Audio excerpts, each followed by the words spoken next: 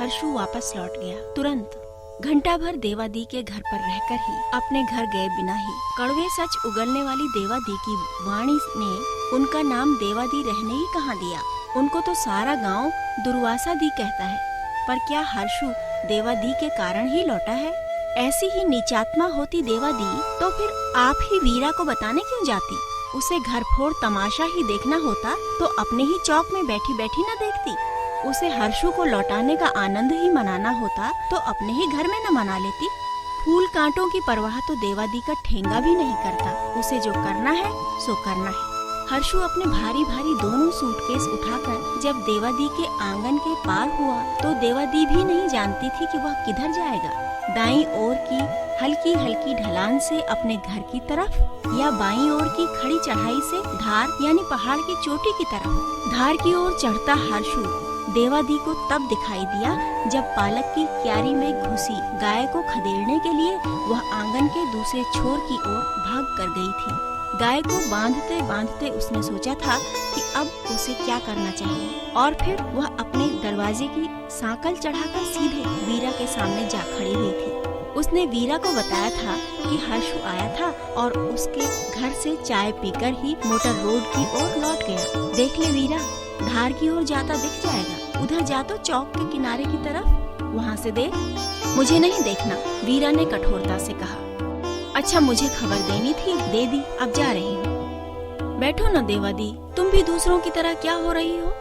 फालतू बात मत कर छोरी। देवादी ने झट से पलटकर आंखें दिखाईं और फिर 2 कदम पीछे लौटकर वीरा के कंधे पर हाथ रखकर कहा, मेरी धौली गाय रास्ता तोड़कर पालक की क्यारी में घुस गई थी। आधी पालक तो खा ही गई रांड। कुछ उखड़े पुखड़े पौधे भी पड़े हैं, उन्हें रोप रात कर पानी चारूंगी रे, फिर हरिया जाएगी 2-4 दिन में क्यारी। यहाँ तेरे साथ बैठ के मैं अपने हड्डियों का साग खाऊंगी। जानती नहीं, साग बिना गफ्फा मेरे गले से नीचे नहीं उतरता। देवादी चली गई। वीरा घर की दीवार से पीठ टेक कर बैठ गई। ऐसी जगह जहाँ से न धार दिखाई देती न सड़क, जहाँ से परदेश को जाता कोई रास्ता नहीं दिखाई देता, जहाँ से कोई परदेशी आता नहीं दिखाई देता। जिधर भी सर घुमा लो बस अपना ही घर दिखाई देता है। बस घर यानी पठालों की छत वाली छोटी छोटी 2 कोठरियाँ, एक में खाना पकाना, दूसरी में रहना सोना। वीरा सोच रही है, हर्षु क्यों लौटा? देवादी के कारण बिल्कुल नहीं, अपने अभिमान के कारण, चोट खाए अहंकार के कारण। मर्द तो ऐसे ही होते हैं कि सहज भाव से संभाला था वीरा ने उस अभिमान को भी, सहज भाव से स्वीकार लिया था उसे। पर बदले में वीरा को क्या मिला? क्या वीरा के पास स्वाभिमान नहीं था? क्यों हर्षु ने टुकड़े टुकड़े बिखर जाने दिया उसे? क्यों नहीं संभाला सहेजा? क्या हर्षु का कोई कर्तव्य नहीं था? प्यार भी आखिर कितना इंतजार कर सकता है? वीरा जब आंगन में बैठी हर्षु के बारे में सोच रही थी, हर्षु तब धार के पास वाले तुम के पेड़ के नीचे बैठा वीरा के बारे में सोच रहा था। उसी जगह पर, उसी पेड़ के नीचे 14 वर्ष पहले जहाँ आंधी पानी से बचने के लिए खड़े हो गए थे वे दोनों, वीरा और हर्षु। वह घंटों का जलना भीगना याद आया हर्षु को और फिर उससे बैठा न गया। झटके से उठा और भारी भरकम सूटकेस उठाकर फिर पगडंडी पर चढ़ने लगा। चढ़ने उतरने की आदत छूटे 14 साल पूरे हुए और साथ में इतना बोझ भी, पर मन ठहरने नहीं दे रहा था उसे। अब चीड़ के 8-10 पेड़ सामने थे। उनके नीचे गिरी थी लंबी लंबी पीली भूरी जटानुमा पत्तियां, जिन्हें पिरूल कहा जाता है। इस फिसलाऊ पिरूल पर दुनिया की नजर बचाकर एक दूसरे का हाथ थामे कई बार फिसले हैं वीरा और हर्षु, तूम के पेड़ से थोड़ा ऊपर तक। वहाँ जहाँ पर छोटी छोटी नर्म घास से भरी चौरस क्यारी सी दिखाई देती है, वह धरती की मुलायम गोद थी जो हाथ थामे फिसलते आते अपने दोनों बच्चों को संभाल लेती थी। तब के वे कोमल स्पर्श कंटीले थपेड़े बन बनकर चुभने सताने लगे हर्षु को। चीड़ के पेड़ों से आंख चुराता आगे बढ़ा तो काफल का हरा भरा विशाल पेड़ सामने आ गया, बाहें फैलाए गले लग जाने का निमंत्रण देता सा। हर्षु ने सूटकेस रखे और पेड़ के तने से पीठ टिकाकर उसी की जड़ पर बैठ गया।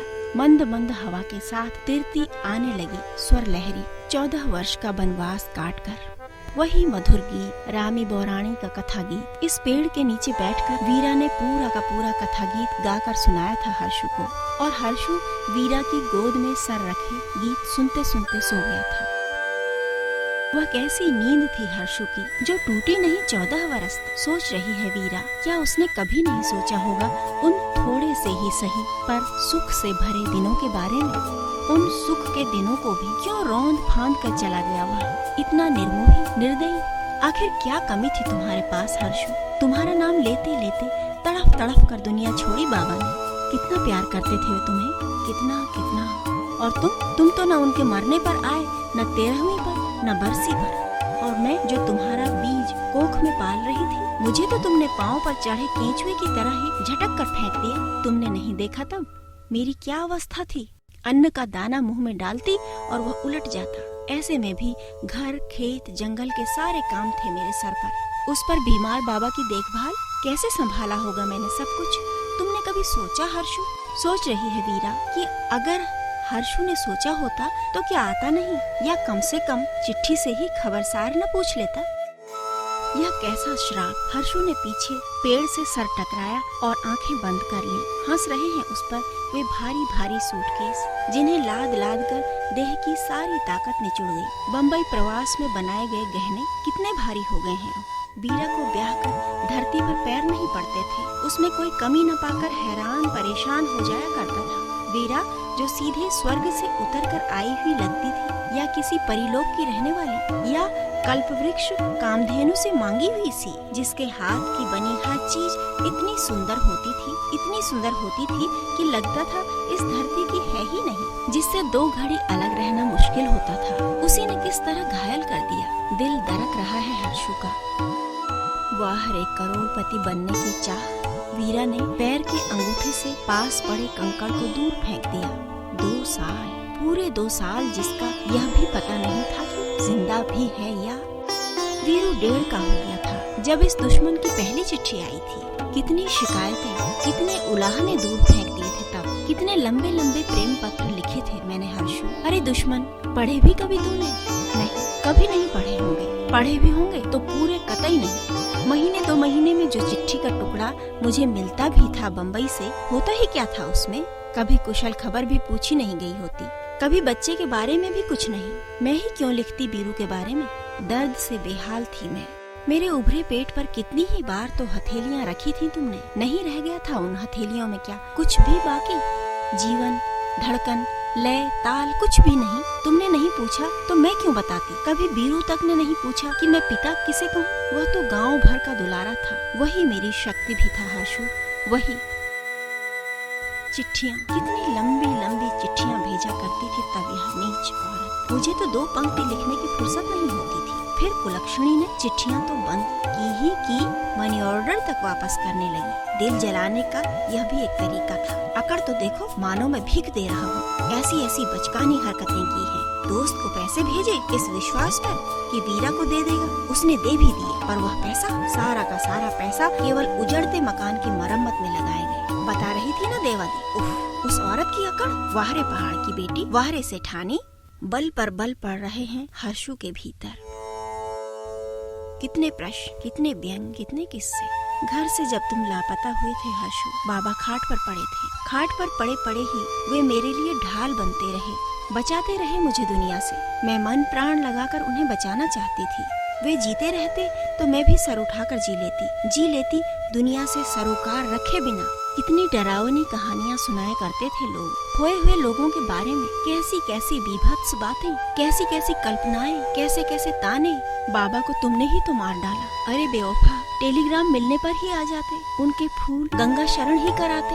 मैं बिल्कुल पथरा गई थी, बिल्कुल। जब मैं पहली बार माँ बनने का सुख महसूस भी न कर पाई। मैं सूखे ठूंठ की तरह बैठी रहती और गोद में बच्चा दूध पीता रहता। जब उसके नामकरण का दिन आया तब मैं चौंकी। उसके नाम के लिए मैं जिद पर अड़ गई। वीरा का बेटा है तो वीरू है। लोग हंसने लगे। मैंने कहा कि फिर तो रहने दो नाम उसे। लोग चुप हो गए। मेरे बेटे का नाम वीरू हो गया और मैंने कमर कस ली। मैंने अपने दुखों को ही अपनी ताकत बना डाला। ऊंची छलांगे भरती नदी मुझसे कहती, जी वीरा जी, कमर कस कर जी। मैं पहाड़ों की ओर देखती तो वे मुझसे कहते, उठ वीरा उठ, सर उठाकर जी। बर्फीली हवाएं भी आती तो मुझे मारती नहीं, जीने की कसम दे जाती। और फिर हरी घास की घाटियों को देखकर तो मैंने अपने बेटे के लिए आंचल फैला ही दिया। वे दिन थे मेरे संघर्ष के दिन। भूखे पेट परिश्रम के दिन, जाग जाग कर काटी गई रातें, रंग बिरंगी साड़ियों से भरे सूटकेस पर मुक्का मार दिया हर्षू ने। कम वक्त, अगर देवा दी न मिलती तो क्या मुझे कुछ भी पता न चलता? उसके पास वैसे ही चला जाता मैं, गहने और साड़ियाँ लेकर। क्या मैं उसके पैरों में इस समय पायल पहना रहा होता? बाबा हमेशा कहते थे, कभी भी कहीं भी कोई भी ऐसा काम न करो जिसके कारण तुम्हें किसी के आगे गर्दन झुकानी पड़े। मैंने तो ऐसा कुछ भी नहीं किया, पर इसकी ढिठाई, कितना नाराज हुए होंगे लोग, कितना जले भुने होंगे। पर क्या छीन लिया किसी ने उससे? मैं वहाँ पाई पाई जोड़ता रहा 14 वर्ष तक, धन का ढेर जुटा लिया, और यह पर पुरुष के साथ। धानु के लिए क्या सोच रहे होगे तुम? पर पुरुष ही ना। 2 साल पहले अकाल वाला हाल हो गया था। गांव स्मशान लगने लगा था। पालतू जानवर कीलों अर्थात खूंटों पर मर रहे थे। तड़पने की ताकत तक नहीं बची थी उनमें। हिलते डुलते और मर जाते। खेत जंगल हरे नहीं लाल दिखाई देते। आए दिन किसी न किसी घर से एक सुरा शंख सुनाई दे जाता। मैं दहल जाती कि आज कौन गया। अनाज के दाने न खेतों में थे न ही घरों में। जो खरीद सके सो खाए। उस समय, उन दिनों लगता था मैं भी जिंदा नहीं हूँ, मर चुकी हूँ शायद। वीरू के लिए मन विकल हो जाता था, पर सारी हिम्मत, सारी शक्ति, सारा संघर्ष, सारी मेहनत वीरू के लिए ही तो थी। वही मेरी अकेली आंख, मेरी आशा, मेरा जीवन बीमार हो गया था उन दिनों। मुझे सोच घेर लेते, बुरे बुरे सोच। रात रात नींद न आती। अगर नींद आती तो भयानक सपने भी आते और मैं पसीने पसीने होकर चीख कर उठती। तब उन दिनों मैं बुरी तरह से टूट रही थी। आखिर एक इंसान ही तो थी, सर्वशक्तिमान तो नहीं ना। कितना असहाय होता है मनुष्य, कितना बेचारा। मैं यही सोचती रहती उन भारी दुख के दिनों में, जब पल पल काटे नहीं कटता था और किसी के पास भी दूसरे की तरफ देखने की ताकत बाकी नहीं बची थी। मेरा दुख कौन देखता पूछता। पर वही धानु हलिया जिसे तुम इस समय हजार हजार गालियां दे रहे होगे, उसी ने तब मुझे बचाया, उसी ने मेरा साथ दिया। उसके अपने घर में तो कोई बचा ही नहीं था। आंसू पीकर वह तुम्हारे ही दरवाजे पर पड़ा रहता। वीरू के लिए क्या क्या नहीं किया उसने, कहाँ कहाँ नहीं दौड़ा वैद्य डॉक्टर की खोज में। और जब वीरू को जिला अस्पताल ले जाना पड़ा, उन्हीं दिनों सड़क बंद थी। मुझे लगा चट्टान सड़क पर क्या गिरी है, मेरे ही भाग्य पर जो गिर गई है। पर वह धानु वीरू को कंधे पर लादकर 12 घंटे पैदल चलकर अस्पताल पहुंचाया उसने। वीरू की सेवा टहल ही नहीं की, उसे अपना खून भी दिया। उस घड़ी जब मेरे अनाथ बेटे के खून में धानु का खून मिलने लगा, मैंने मान लिया कि वही मेरे बच्चे का बाप है। लंबी बेहोशी के बाद जब वीरू को होश आया, मैंने उससे कहा कि तुम्हारे पिता ने तुम्हें खून दिया है, तब तुम बच पाए हो। वीरू ने आँखों से इधर उधर खोजा। धानु पास खड़ा था। वीरू धानु से लिपट गया, बिना यह जाने कि मैंने उसे ही वीरू का पिता चुना है। उतना बड़ा घर है मेरा, 10-20 आदमी चाहे जितना फैले पसरे आराम से रह सकते हैं उसमें। उस अभागी औरत के लिए छोटा पड़ गया था क्या मेरा घर? हलिया की झोपड़ी में ज्यादा मजा आ रहा है उसे। क्या कर दिया कमबख्त ने, कुल पर कलंक पोत दिया। कभी कहीं हुआ था ऐसा, मालिक का घर छोड़कर हलिया के घर जा बैठी हो कोई औरत? कलयुग भी हुआ, पर इतना? हे भगवान, धरती पर नर्क बना दिया इस बज्जात वीरा ने। कुतिया प्यार का ढोंग कुछ कम नहीं करती थी, फिर लार कैसे टपक गई दूसरे पर, वो भी हलिया पर? कौन व्याख्या कर सकता है त्रिया चरित्र की।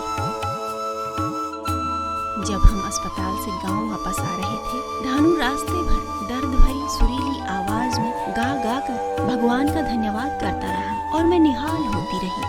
वीरू धानु से पहले से ही घुला मिला था, अब तो उसे बाबा भी कहने लगा था और उसी की देह का एक अंग सा बन गया था। तब मैं तुम्हारे उस वीरान खंडहर में रहकर क्या करती? उस भुतहा महल से तो धानु की उदास झोपड़ी में ही अधिक जीवन था। मुझे लगा मैंने अपने सर का सारा बोझ धानु के पैरों में डाल दिया है और मैं हल्की होकर हंस पड़ी थी। पूरे 12 साल बाद मैं खुलकर खिलखिलाई थी। कितने वर्षों के बाद मैं उस रात सुनींद सोई थी, पर अगली ही सुबह तूफानों ने द्वार भड़भड़ा दिया था। गांव भर में मेरे लिए थू थू थी, हल्ला था और भर्त्सना थी। पंचायत में बुलाया गया था मुझे अपने चरित्र की व्याख्या करने के लिए। मेरी नजर नहीं झुकी, गर्दन नीची नहीं हुई। बाबा मेरे साथ थे, मेरे भीतर मुझे संभालते हुए। गांव वाले मेरी ढिठाई पर चाहे जितना बिगड़े, पर मेरा कुछ बिगाड़ न सके। नहीं वे मेरा वीरू छीन सकते थे, नहीं धानु। मैंने सर उठाकर उल्टे गांव से सवाल किया था कि मेरा अपना कौन है। वह हर्षु जो 12 बरस से पलट कर नहीं आया, जिसने कभी मेरा हाल पूछा न मेरे बच्चे का। और वह धानु तुम्हें मेरे लिए पराया लगता है, जो मेरे दुख पीड़ा के दिनों में छाया की तरह मेरे साथ साथ रहा है। उसने जन्म नहीं दिया तो क्या, मेरे वीरू की रगों में धानु का खून भी दौड़ रहा है। जीवन दान दिया है उसने, पिता और कैसा होता है। ठीक है, मैं बिना बताए गया, जाकर जल्दी खबर भी नहीं की, पर आखिर आया तो। पैसा क्या ऐसे ही पैदा हो जाता है? पेड़ पर तो उगते नहीं रुपए। यहीं रहता इसी गांव में तो क्या होता, या खेती बाड़ी में मरखप रहा होता, या कोई दुकान कर रहा होता, या फिर कोई छोटा मोटा धंधा। गांव से कुछ सोच कर निकल रहा होता तो बता देता, वीरा को चाहे बाबा को। पर मैं तो यूं ही भटकते भटकते बम्बई पहुंचा। वहाँ भी कौन सा कोई बैठा मेरा इंतजार कर रहा था। छोटे छोटे धंधे करते जमते जमाते समय तो निकल ही जाता है। तो भाई जो जमने जमाने में लगे होते हैं, उनकी औरतें क्या ऐसे ही भाग जाती हैं, दूसरों के बिस्तर पर पसर जाती हैं खुलेआम। गांव घरों में ऐसा बज्जर तो कभी नहीं पड़ा था। वीरा कुत्ती प्यार का नाटक मुझसे, और सो रही है हलिया के बिस्तर पर।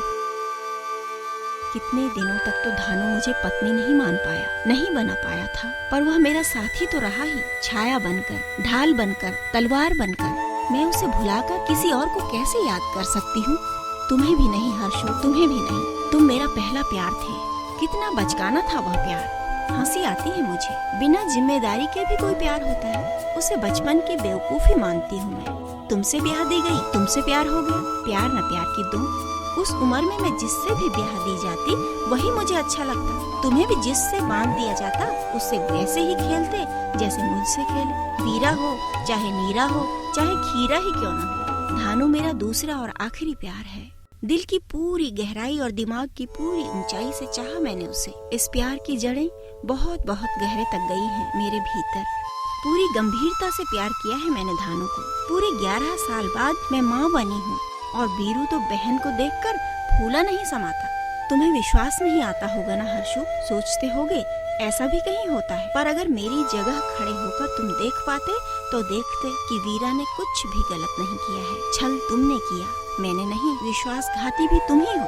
कितनी उपेक्षा की तुमने मेरी, कितने घाव दिए। वे सब के सब घाव धानु के प्यार से भर गए। धानु जो मेरी बेटी का पिता है, तुमसा सुंदर रूप नहीं तो क्या, उसके पास सुंदर मन है, सुंदर आत्मा है। वह मुझे कभी तुम्हारी तरह लहूलुहान नहीं करेगा। धन का ढेर न सही, प्यार की दौलत है उसके पास। उसके सामने तुम तो एकदम कंगाल हो हर्षु। कंगाल के साथ ही जीना था कुतिया को, तो मेरे घर क्यों आई? मेरी इज्जत क्यों मटिया मेट की? कौन से जन्म की दुश्मनी थी मुझसे? मैं ऐसा सोच भी पाता, ऐसी कल्पना भी कर पाता तो गहने नहीं बंदूक लेकर आता और 2 खून करके जाता। वीरा और धानु दोनों रांड रंडुए को उड़ा देता गोली से।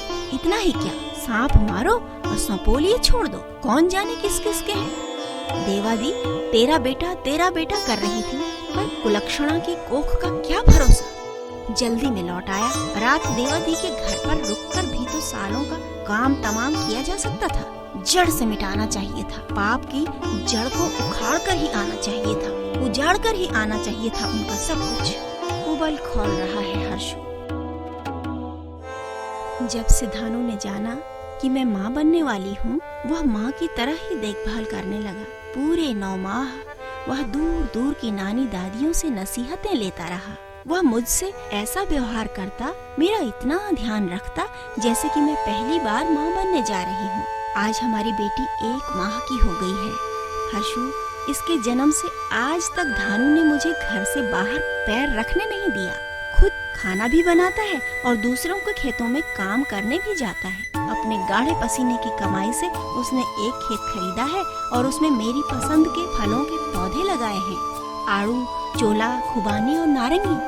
मैं दिन भर अपनी बच्ची के पास रहती हूँ। इस बार मैंने माँ बनने का पूरा सुख पहचाना है। कितनी भरी पूरी हूँ, कितनी हरी भरी, कैसी अद्भुत तो बिटिया है मेरी। एकदम सुख की पिटारी, इतनी सुंदर, इतनी कोमल, इतनी प्यारी, कैसे बताऊँ मैं। पत्थर पर उगी धूप जैसी मेरी बेटी। शाम ढले इसके बाबा आएंगे और इसका दादा स्कूल का पाठ झूम झूम कर पढ़ेगा। इसका दादा वीरू अपने बाबा का गुरुजी बन जाएगा और बाबा ऐसा विद्यार्थी कि दिन भर लोगों के खेतों में काम करते भी अपना पाठ दोहरा दोहरा कर बैलों को सुनाएगा। दोपहर में जब भात खाने आएगा तब भी कमर सीधी नहीं करेगा, अपना पाठ लिखने बैठ जाएगा। बेटे से छुपाकर मुझसे गलतियाँ पूछेगा और सब ठीक होने पर हाथ जोड़कर माथे से लगा लेगा। हर्षु, तुमने तो कोई कसर ही नहीं छोड़ी थी मुझे उजाड़ने में, पर मैंने संभाल लिया जीवन को।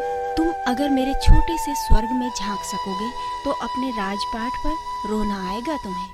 पूरे 12 बरस में मर मर कर जीती रही, उस आग में झुलसती रही जिसके चारों तरफ फेरे लेकर मैंने तुमसे ब्याह किया था। उस बेमतलब के नाते को ढो ढो कर मर गई थी मैं, और तुम इतने सालों बाद किस अधिकार से वापस चले आए?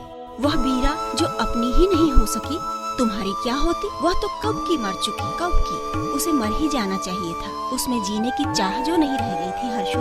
और यह वीरा तो एक नई वीरा है जिसके सीने में धड़कनों से भरा पूरा दिल है। इसके होठों पर करुण खुदेड़ गीतों का बसेरा नहीं रहता, यह तो वसंत के गीत गाया करती है। यह वीरा उठती है तो अपने परिवार के लिए काम करने की ललक होती है इसमें। इस वीरा के जीवन में उमंग है, सिंगार है, हरियाली है, प्यार की हरियाली भी है हर्षो, और स्वाभिमान की लाली भी है। 11 साल, पूरे 11 साल घुटने टेके बैठी रही मैं तुम्हारे लिए, और फिर मैंने पैरों पर खड़ा होना सीखा। खड़ा हो गया मेरा प्यार, खड़ा हो गया मेरा जीवन। अपने परिवार के लिए मैं उम्र भर मेहनत करूंगी। काम से जीवन कठिन थोड़े ना होता है। फिर धानु तो हर पल मेरे साथ है।